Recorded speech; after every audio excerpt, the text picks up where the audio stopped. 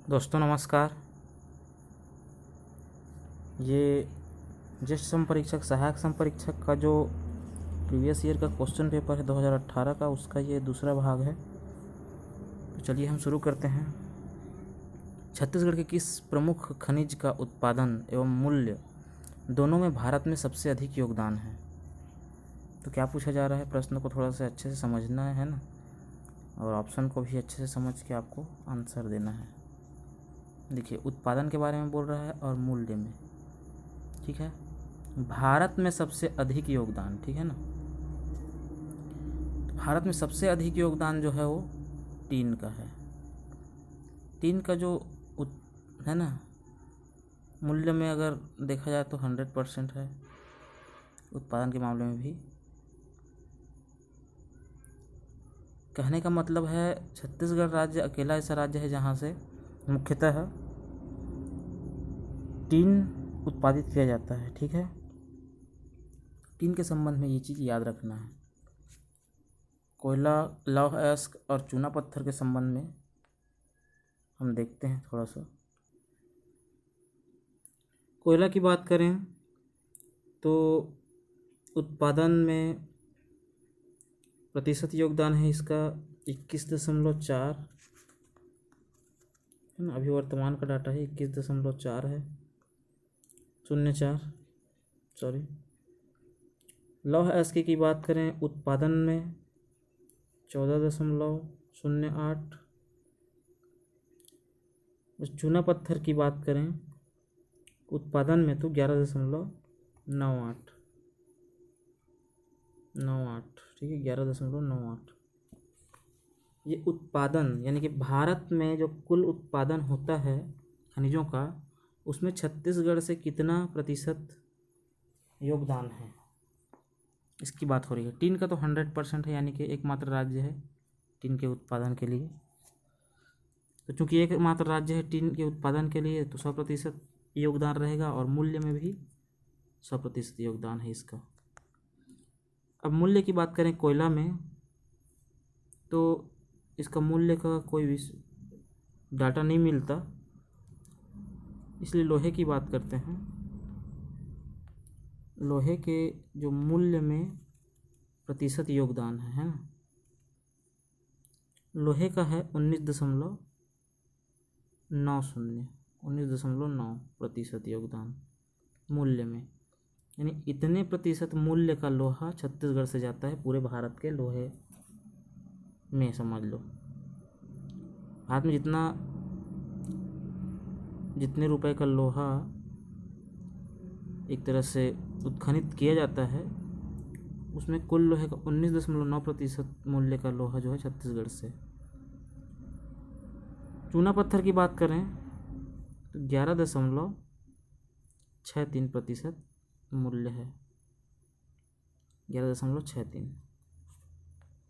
तो इस तरह के प्रश्नों को सॉल्व करने के लिए सीधी सी बात है, इकोनॉमिक सर्वे आपको पढ़ना ही पड़ेगा 2020-21 का, है ना। उसके बाद हम बात करते हैं अर्थव्यवस्था के द्वितीय क्षेत्र में निम्नलिखित में से किसे शामिल नहीं किया गया है। नहीं किया गया है, ये किया गया है, उसको ध्यान में रखना है। द्वितीय क्षेत्र की बात हो रही है यहाँ पर, तो यहाँ पर कुछ चीज़ें समझने वाली बात है ना। क्या क्या समझने वाली बात है? द्वितीय क्षेत्र दिया है अर्थव्यवस्था को, तो देखो 3 क्षेत्र होता है, प्राथमिक क्षेत्र, द्वितीय क्षेत्र और तृतीय क्षेत्र। एक तो यह हो गया अर्थव्यवस्था का 3 क्षेत्र। और अर्थव्यवस्था को ऐसे भी बांटा जाता है, कृषि क्षेत्र है ना, उद्योग क्षेत्र और सेवा क्षेत्र। कृषि क्षेत्र, उद्योग क्षेत्र और सेवा क्षेत्र। इधर आएगा आपका प्राथमिक क्षेत्र, द्वितीय क्षेत्र, तृतीय क्षेत्र। ध्यान देने सेम नहीं है, ठीक है। क्या क्या अंतर है, थोड़ा बहुत जो अंतर है उसी को हम थोड़ा सा ध्यान में लाएंगे, ठीक।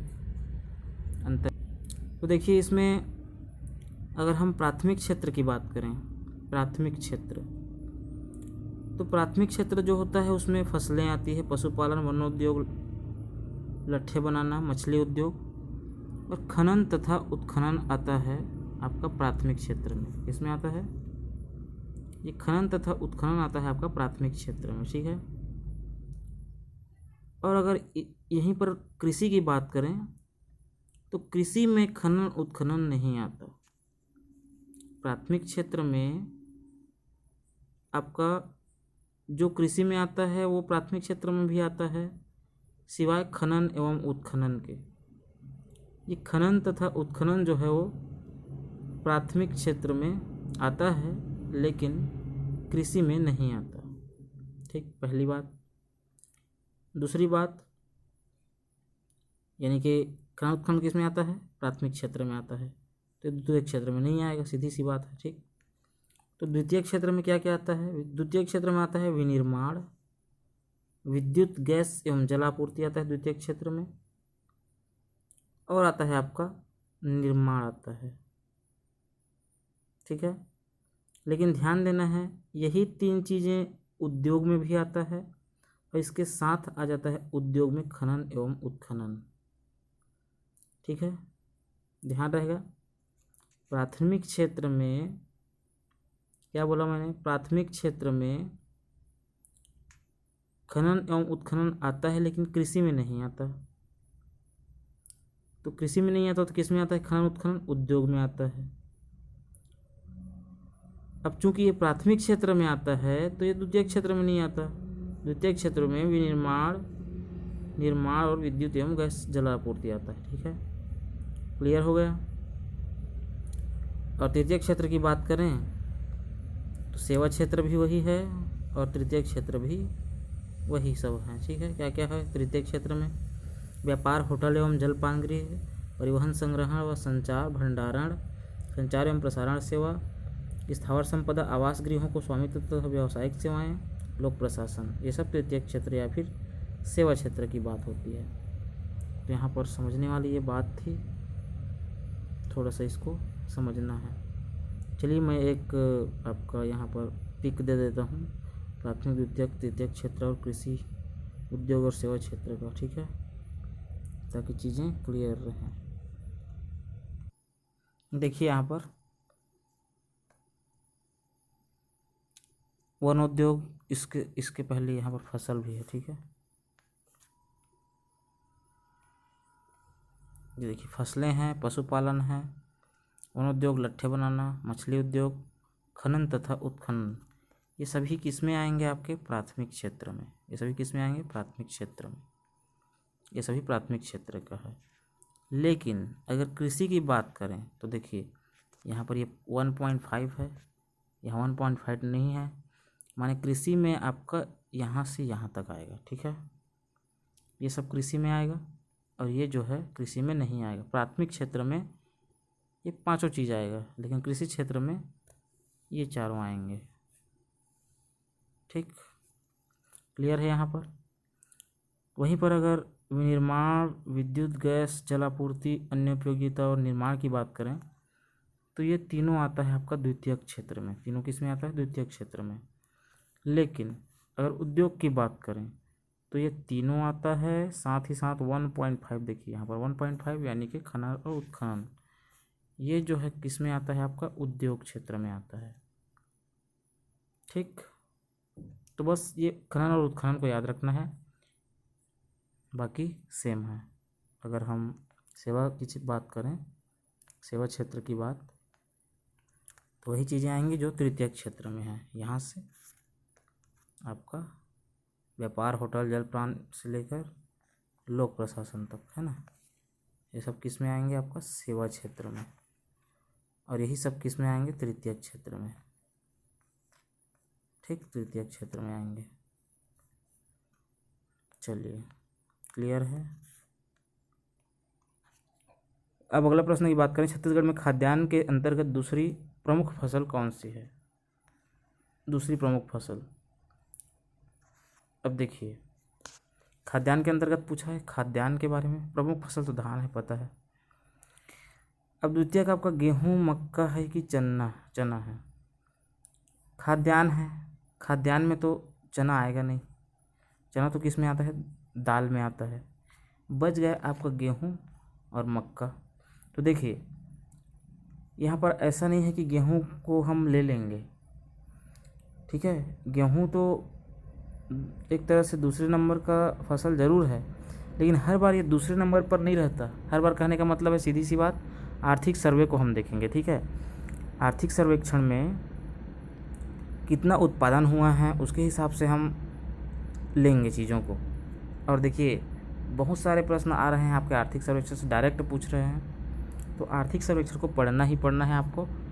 और सिर्फ इसी परीक्षा के लिए नहीं, फिर से बता दूं, ये जो मैं विश्लेषण कर रहा हूँ यहाँ पर, ये सिर्फ साफ के लिए नहीं है, यानी कि संपरीक्षक परीक्षा के लिए नहीं है, बल्कि सारे व्यापम की परीक्षाएं, साथ ही साथ एसआई का जो परीक्षा होने वाला है, पीएससी की परीक्षाएं, सभी के लिए ये इम्पोर्टेंट है, ठीक है, प्री के लिए खास करके।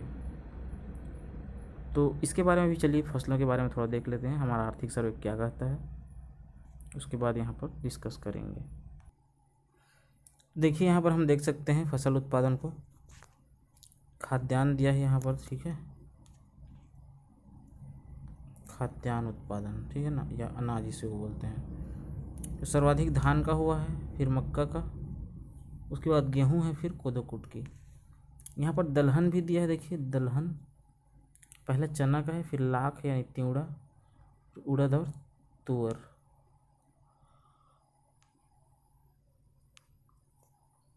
इस तरह से अगर हम प्रश्न की प्रवृत्ति को देखेंगे तो पूछा जा रहा है कि खाद्यान्न में दूसरा प्रमुख, तो भले उस साल जो था वो गेहूं था, ध्यान देना, गेहूं ज़्यादा मात्रा में उत्पादन हुआ था, तो दूसरा प्रमुख गेहूं हो जाएगा। लेकिन अगर आज के डेट में पूछे तो ये है क्रम, पहले धान का उत्पादन सर्वाधिक हुआ है, 12,854 मीट्रिक हज़ार मीट्रिक टन, फिर 406,000 मीट्रिक टन मक्का का उत्पादन हुआ है, 135,000 मीट्रिक टन गेहूं का उत्पादन, और 14.49 हज़ार मीट्रिक टन कोदो कुटकी का उत्पादन हुआ है। उसके बाद ज्वार और जौ है, ठीक है, तो इसको विशेष ध्यान रखना है। और ये दलहन का है। चलिए अब हम प्रश्न पर चलते हैं, ठीक। तो आज के लिहाज से इसका आंसर क्या होगा, और उस समय तो पक्का गेहूं रहा होगा, लेकिन आज अगर पूछेगा यही प्रश्न तो मक्का है उसका, ठीक, दूसरी प्रमुख फसल। चलिए अगला प्रश्न देखते हैं। और अगला प्रश्न है आपका, छत्तीसगढ़ राज्य में एक मानक बोरा तेंदुपत्ता है ना, कितने तेंदुपत्ता रखा जाता है, एक मानक बोरा, मानक बोरा की बात हो रही है, तो मानक बोरा में ध्यान देना है कितना रखा जाता है, 50,000, ठीक। देखो बंडल बनता है 50 का, कितने का बंडल, 50 का, और 2 पत्ता इसमें आगे और पीछे में रखा जाता है, ताकि जो 50 पत्ता है वो सुरक्षित रहे, इसके लिए कुल मिलाकर ये 52 पत्ता का एक बंडल बनता है ना। और इस तरह का 50-50 के बंडल का 1,000 जो है बंडल एक मानक बोरा में रखा जाता है, तो इसको ध्यान रखना है। तेंदुपत्ता से संबंधित प्रश्न कई बार व्यापकों की परीक्षाओं में पूछा जाता है, ठीक है। तो ये जनजाति से संबंधित एक क्वेश्चन है, यानी कि लघु वनोपज से संबंधित वनोपज है ना, तो उसको भी हमको पढ़ना है, वनोपज को। अभी क्योंकि जो लघु वनोपज है उसके संग्रहण में छत्तीसगढ़ प्रथम स्थान पर आया है, आपको पता होना चाहिए, करंट न्यूज़ भी आप लोग देखते रहिए साथ ही साथ। तो फर्स्ट नंबर पर है लघु वनोपज संग्रहण के मामले में, ठीक है, तो इसको भी ध्यान रखना है। चलिए अगले प्रश्न को देखते हैं। अगला प्रश्न है, हाइड्रोजन ईंधन के संबंध में निम्नलिखित कथनों पर विचार कीजिए। हाइड्रोजन ईंधन यानी कि पर्यावरण से संबंधित ये प्रश्न है, ठीक है, पर्यावरण पारिस्थितिकी से संबंधित, प्रदूषण से संबंधित, ऊर्जा से संबंधित। ऊर्जा क्या में आएगा आपका, भूगोल में आएगा, ठीक है। तो एक तरह से भारत का भूगोल से संबंधित भी है और पर्यावरण से संबंधित है। देखिए इस तरह के जो प्रश्न है वो एक तरह से हमारे आम जीवन से संबंधित प्रश्न पूछा गया है, देख सकते हैं आप। सामान्य प्रश्न है, थोड़ा कठिन जरूर है ये। ऑप्शन पर ध्यान दीजिए, हाइड्रोजन ईंधन के बारे में। सीएनजी की तरह यह प्रचुर मात्रा में ऊष्मा उत्पन्न करती है, हाइड्रोजन ईंधन। दूसरे हाइड्रोकार्बन की तरह यह कार्बन डाइऑक्साइड उत्पन्न नहीं करता। तीसरा है, इंजन में उपस्थित मीथेन के दहन को त्वरित करने के लिए एक प्रबल उत्तेजक है। तो चलिए हाइड्रोजन ईंधन क्या है, इससे संबंधित कुछ फैक्ट देख लेते हैं पहले। ठीक है,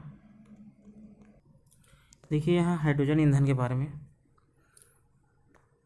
यह न तो स्वतंत्र रूप में पाया जाता है और न ही पृथ्वी की प्रॉपर्टी से निकाला जाता है। हाइड्रोजन काफ़ी हद तक तेल, कोयला, प्राकृतिक गैस, बायोमास, जैविक अपशिष्ट पदार्थ सहित किसी भी हाइड्रोकार्बन ईंधन से प्राप्त किया जा सकता है। ठीक, जो सभी के सभी हाइड्रोजन और कार्बन परमाणुओं के विभिन्न संयोजनों से बने हैं। हाइड्रोजन पानी को उसके विभिन्न घटक तत्वों में इलेक्ट्रोलिसिस प्रक्रिया द्वारा विभाजित करके भी प्राप्त किया जाता है, परंतु उसके लिए बिजली की आवश्यकता होती है। हाइड्रोजन की उत्पादन लागत, साथ ही साथ हवा उत्सर्जन, भूमि उपयोग और अन्य पर्यावरणीय प्रभाव इस पर निर्भर करते हैं कि हाइड्रोजन कैसे और किस चीज़ से बनाया जा रहा है। हाइड्रोजन का लाभ यहाँ पर हम देख सकते हैं। ठीक है, ये लाभ देखते हैं हाइड्रोजन का, यहाँ पर लाभ देखते हैं, इसी से समझ में आएगा सारी चीज़ें। तो लाभ क्या क्या हैं इसके? द्रव्यमान के मामले में सबसे ज़्यादा ऊर्जा सामग्री के साथ एक स्वच्छ ईंधन है। क्या है? स्वच्छ ईंधन।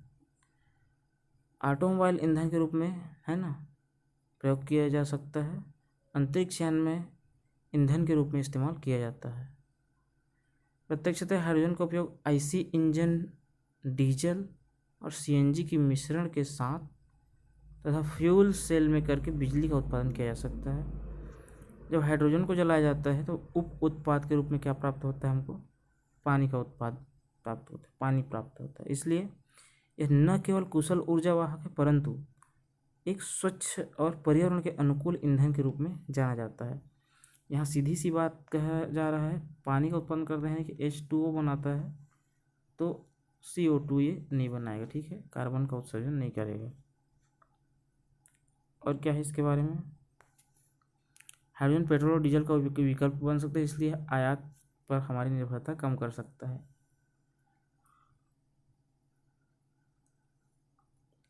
आयात पर निर्भरता कम कर सकता है। इसकी सीमाओं की भी थोड़ा सा चर्चा कर लेते हैं, है ना। बड़े पैमाने पर अगर इसका प्रयोग करते हैं तो हाइड्रोजन बहुत कम ऊर्जा घनत्व रखता है, पहली बात, यानी कि जो एनर्जी डेंसिटी हो कम है इसका। इसको पर्याप्त मात्रा में स्टोर करने के लिए बड़ी जगह की आवश्यकता होती है, इसलिए। ठीक है, ऑटोमोबाइल अनुप्रयोग के लिए हाइड्रोजन का कॉम्पैक्ट और कुशल तरीके से पर्याप्त मात्रा में स्टोर करने की आवश्यकता है, ताकि पुनः ईंधन भरने से पहले एक निश्चित ड्राइविंग रेंज। ठीक, ये एक रंगहीन और गंधहीन गैस है। इसके दहन के बाद एक रंगहीन लौ पैदा होता है। इसलिए सार्वजनिक स्थानों में सुरक्षा सुनिश्चित करने के लिए तथा गैस रिसाव का पता लगाने के लिए विशेष उपकरणों की इसमें आवश्यकता होती है। दुनिया भर में अत्यधिक कुशल ऑन बोर्ड स्टोरेज तरीकों को विकसित करने के लिए अनुसंधान के प्रयास किए जा रहे हैं। वर्तमान में हाइड्रोजन भंडार के लिए 350 बार 700 बार उच्च दबाव वाले सिलेंडर का उपयोग में लाए जाते हैं। अनुसंधान एवं विकास का व्यावसायीकरण के ठोस प्रयास चल रहे हैं इसके। तो चलिए, हमने समझा, कुछ चीज़ें समझ गए हम। अब हम क्या करेंगे, हम प्रश्न पर चलते हैं। ठीक, सीएनजी की तरह यह प्रचुर मात्रा में ऊष्मा उत्पन्न करती है तथा शीतलक की आवश्यकता होती है। बिल्कुल, ये सही है। ठीक, यहाँ पर सही कथन चुनना है, तो एक तो सही है और तो दूसरा देखते हैं। दूसरे हाइड्रोजन की तरह यह कार्बन डाइऑक्साइड उत्पन्न नहीं करता। बिल्कुल, ये भी सही है, दूसरा भी सही है। तीसरे की बात करें, देखो पहला और दूसरा वाला भी यहाँ ऑप्शन है, लेकिन 1, 2, 3 वाला भी है, तो उसको भी देखते हैं। इंजन में उपस्थित मीथेन के दहन को त्वरित करने के लिए यह एक प्रबल उत्तेजक है। प्रबल उत्तेजक है कि नहीं है, चलिए देखते हैं। तो जी हाँ, बिल्कुल, ये जो इंजन में उपस्थित मीथेन के दहन को भी त्वरित करने के लिए प्रबल उत्तेजक के रूप में भी कार्य करता है, इसलिए इसका आंसर हो जाएगा आपका 1, 2 और 3। ठीक, 1, 2 और 3। कार्बन डाइऑक्साइड उत्पन्न नहीं करता बल्कि पानी उत्पन्न करता है।